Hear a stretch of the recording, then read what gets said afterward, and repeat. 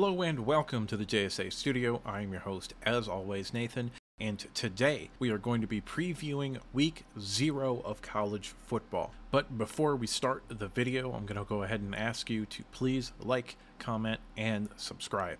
But if you decide to comment, let's keep it civil. After all, what do I know? I'm just some asshole giving his opinion on the internet. We're going to start off with Notre Dame versus Navy. Unfortunately, this year there are only really 2 games that I'm even mildly interested in. It was honestly kind of a real shit lineup for week 0 this year. But the reason this game is interesting is because I don't know what Notre Dame is going to be this season.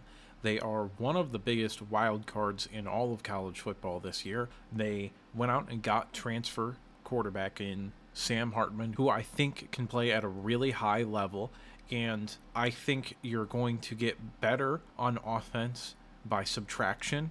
I think the loss of Tommy Rees is ultimately going to be a good thing for the program. I got to be honest with you, I do not believe that he is a good play caller or a good coach. And I think he cost some very talented Notre Dame teams a real chance at competing for the national title. They made the playoffs a few years, but that was really in spite of the offense and in spite of the quarterback play. Now they have probably their best quarterback since I started watching football in like 2008 in Sam Hartman, or at least he has the potential to be that kind of player, and I want to be able to see the film on them. I want to be able to see the offense, see if they can keep that run game that they found at the end of last year, and see how the passing game can evolve from where it was last year and in previous years to even before that.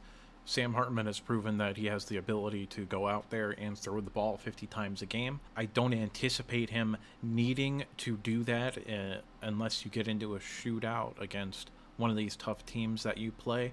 But it's nice to know that you can pull that out, that you can play that card if you need to. And that's why those 2 things are 2 of my 3 major storylines for this game. The other being Marcus Freeman himself. When Brian Kelly left Notre Dame, I kind of got the same feeling of when Lincoln Riley left Oklahoma and then announced that they were going to the SEC. Now, Notre Dame, I don't think should join a conference. I think they should stay independent. I think they are way ahead of the curve when it comes to where I believe the NCAA and college football are headed. I talked about that a bit more in depth in my college football realignment video that I did, so I'm not going to get into depth here. If you want to go watch that video, you can. Getting back on topic here to the Oklahoma and Notre Dame parallels that I have going on here. When Lincoln Riley left Oklahoma and then they subsequently announced that they were going to the SEC, my first immediate thought was Oklahoma football will never be relevant again. And I wholeheartedly believe that. I do not think they're going to be able to compete at a high level in the SEC. I don't even think they're going to be able to compete in the SEC. I think they're going to go the same way as Missouri. And a lot of people don't really remember this, but in the mid to late 2000s and early 2010s, Missouri was a legitimate program.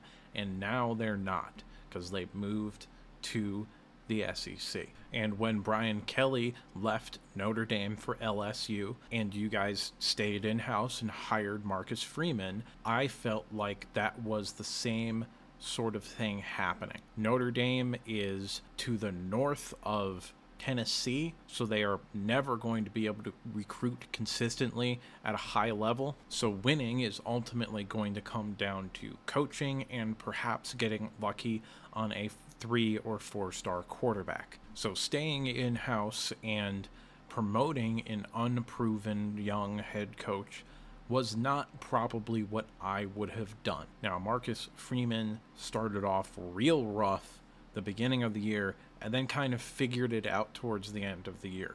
That being said, I'm still not 100% sold on him as a coach who's going to be able to keep Notre Dame at the level that they were under Brian Kelly. So I'm really interested in seeing how he coaches these cupcake games, because he lost 2 of them last year. So Opening up against Navy, that's a cupcake game. I don't want to hear any of you say that it's not. I'm a Michigan fan. We start the year with 3 non-conference cupcake games, okay? It is what it is. But in those games, what you really want to see is, are the schemes solid?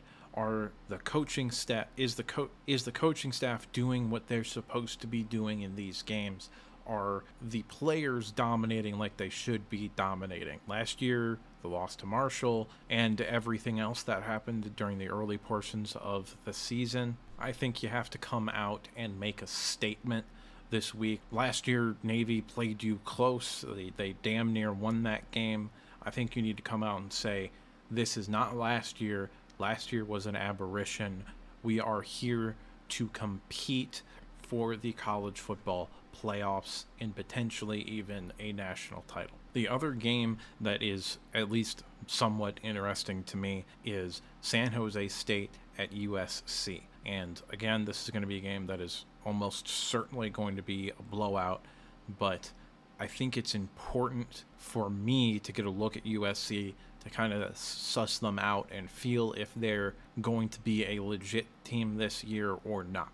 I'm very interested to see how the Pac-12 is going to play out this year. USC has been the favorites pretty much the entire offseason. The top storylines of the game to me are going to be Caleb Williams, the defense, and how the wide receivers all for USC look.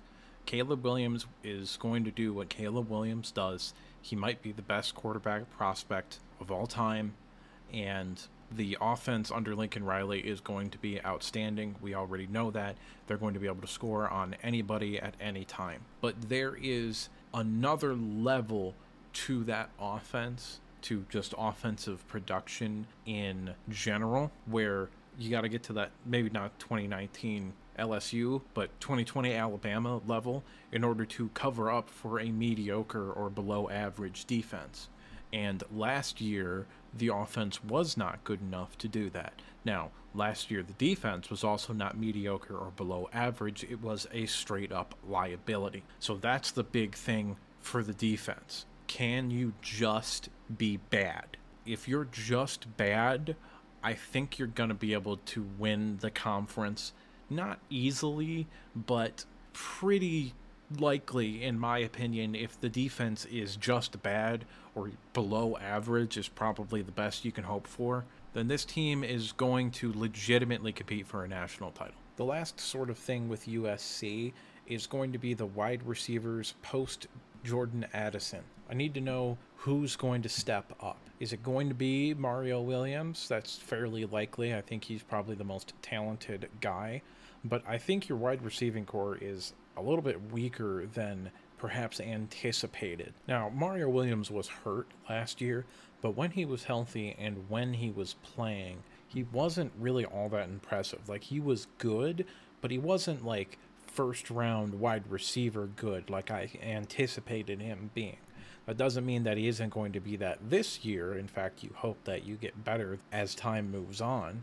But Dorian Singer, I think, is going to be good again, but I don't think he's anything special. And Brendan Rice is just kind of the senior that you're going to be throwing out there because he's solid and isn't going to make the mistakes that a young player might make. That's my opinion on him, basically. I don't really think he's an NFL guy. If he is, he's a late round selection. I do think Singer and Williams are both NFL guys. Like, they're solid, potentially late day 2, if not very early day 3 draft picks. And you do have some very talented youngins on this team as well. Makai Lemon, I think, is a name that you should get familiar with for the upcoming seasons, because I believe he is going to be a good wide receiver, but potentially, well, probably not all that impactful this year, though I do think he could be wide receiver 4 right out of the gate and potentially wide receiver 3 by the end of the season, but that's just my opinion.